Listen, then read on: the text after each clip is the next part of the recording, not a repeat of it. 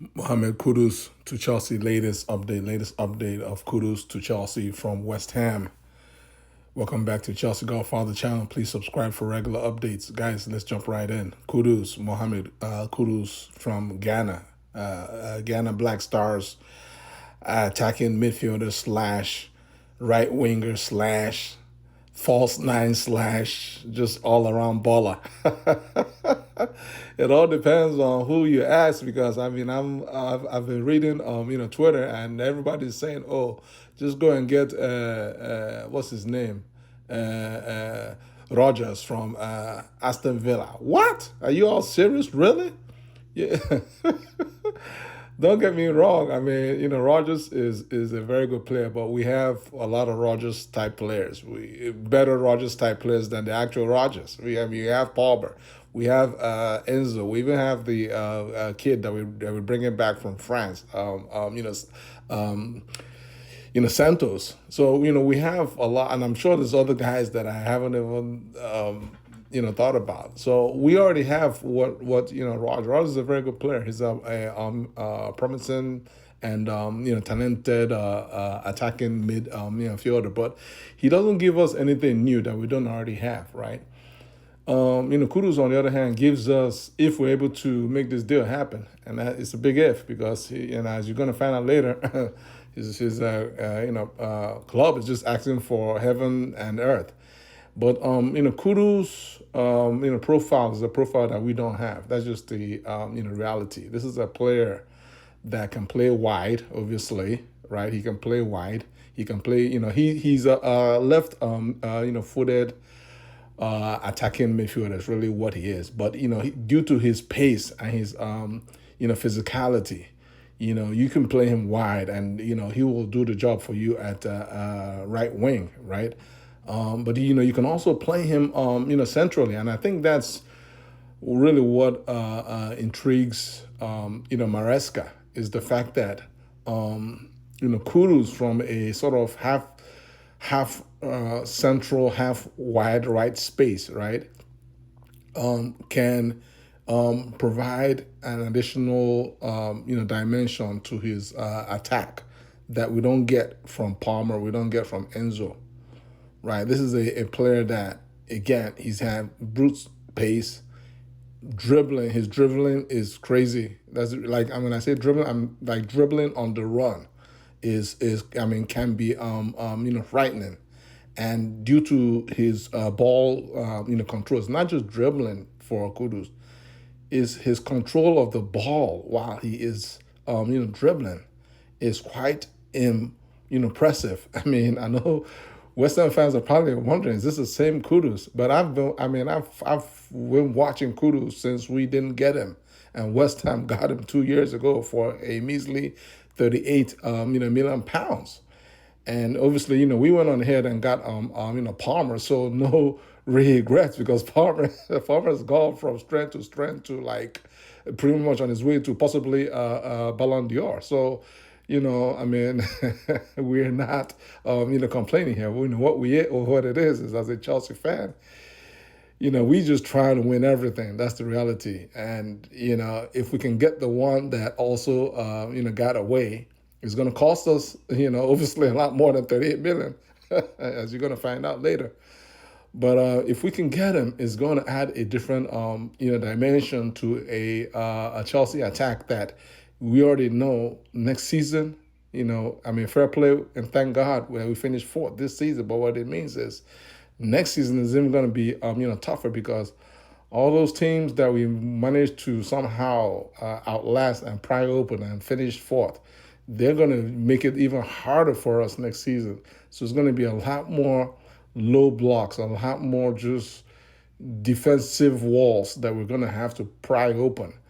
And, that's why, Maresca has green lighted the, pursuit of Mohammed Kudus.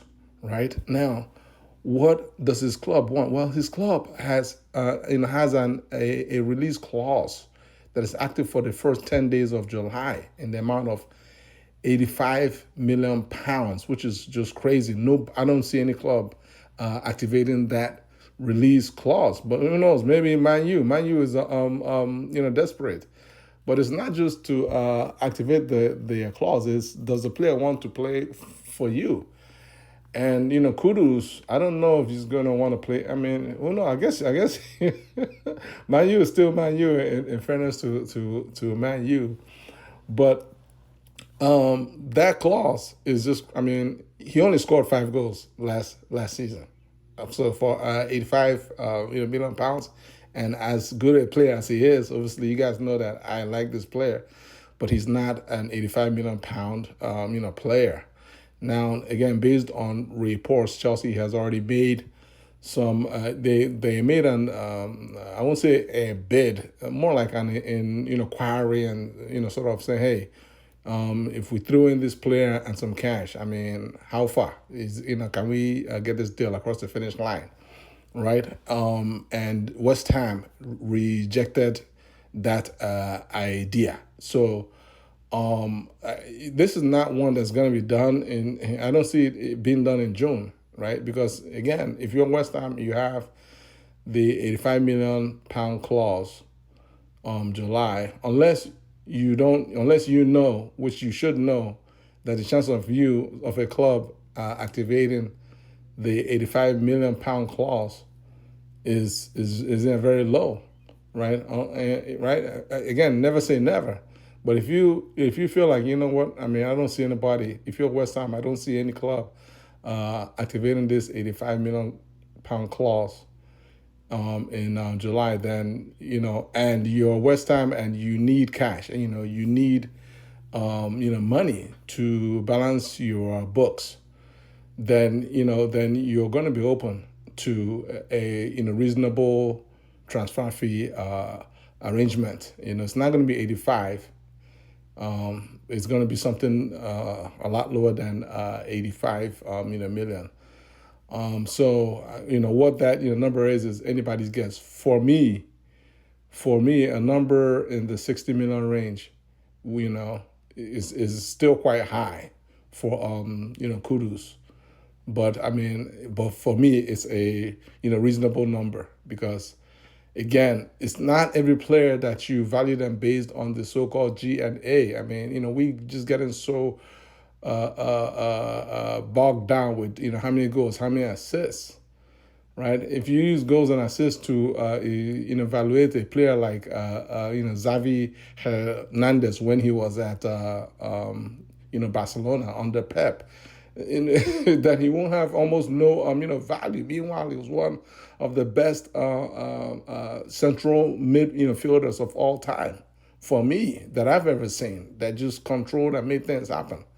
But he didn't score a lot of goals. He didn't have a lot of assists. He knew his role, right? He knew his role, and for us, is about how do you fit into what we need, right? Grealish at City. Obviously, it cost 100 million, overpaid, overpriced, but still, Grealish was a useful piece of Pep's game plan. Grealish had a role. Pep sold him on the role, and he played his role perfectly, and it helped City to eventually win everything possible. And his role was what? Just to maintain the width, because he's not going to lose on the ball, and just maintaining that width. Basically, create space, because players have to come out and mark him. If you don't mark Grealish on the wing, he's going to just take he's a very intelligent player. He was going to take the ball into the box, and Grealish on the ball, he doesn't lose the ball a lot. So if you don't win it from him on the wing or foul him on the wing, then guess what? You don't want to foul him in the box, and he's going to find somebody. So Grealish on the pitch was always an issue for teams, in as much as he wasn't going to score, he wasn't going to have the assist, but he created space and he helped City. So what I'm trying to say is, certain players have values beyond G and A, and for me, Mohammed Kudus is one of those type of players that you just have to look at his overall game and how can he positively impact your attack. For me, this is a buy. How do you all feel? Like this video, share, and subscribe. God bless you guys. Peace.